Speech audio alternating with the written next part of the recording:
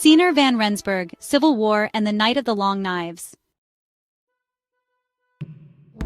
Viewer discretion is advised. This video contains sensitive content based on historical prophecies and should not be interpreted as a call to action, but as a reflection on the warnings of the past.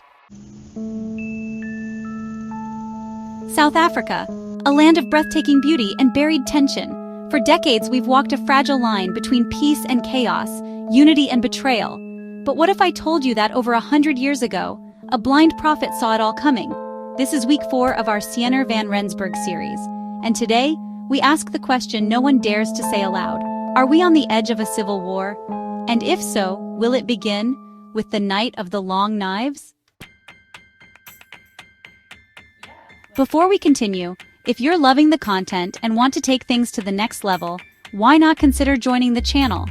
As a member, you'll unlock some seriously awesome perks. We're talking exclusive badges, emojis to flex in the comments, sneak peeks of upcoming videos, and even special shoutouts during the show. Plus, you'll be directly supporting the channel so I can keep bringing you the best content possible.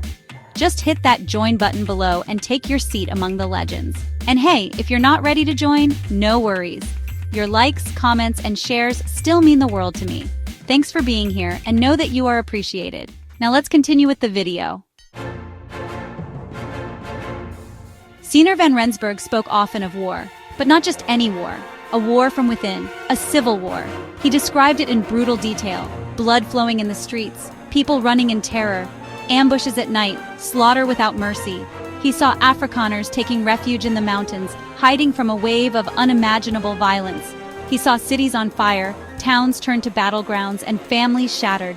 And worst of all, he saw betrayal, not from outsiders, but from within our own borders. He called it the Night of the Long Knives, a moment when the masks fall and the knives come out.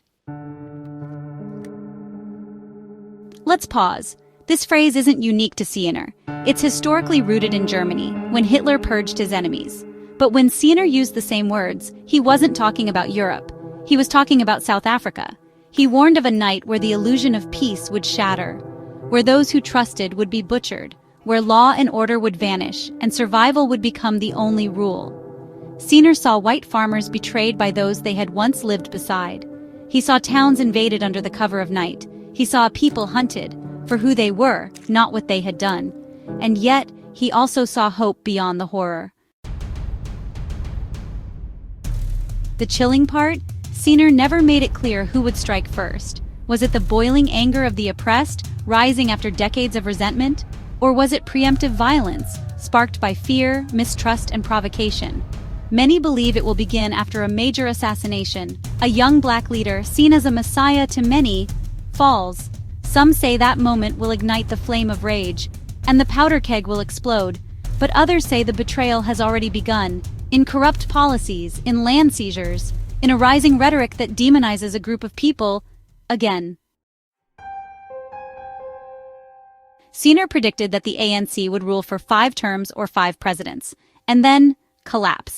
He foresaw their final president, a weak, tired man, desperate to hold it all together. Sound familiar?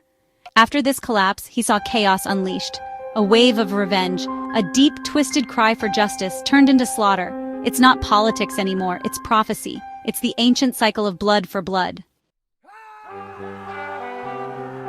But here's the twist Siener left us with. In the midst of horror, there would be protection. He saw angels standing guard over certain homes. He saw divine intervention. He saw Afrikaners regrouping, not to retaliate, but to survive, to rebuild. And then, a counterstrike, a rebirth. A new leader rises, not from the cities, but from the wilderness. One who is led by God, not greed. So, is South Africa heading toward civil war? Some say yes, some say it's already begun, in the shadows, in the speeches, in the silence.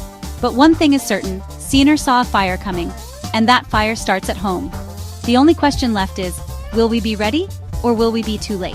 If this video spoke to you, make sure to like, subscribe, and follow this entire series as we uncover more of Siener and Johanna's warnings for our nation. May God open our eyes before the knives fall. Thank you for watching. See you in the next video.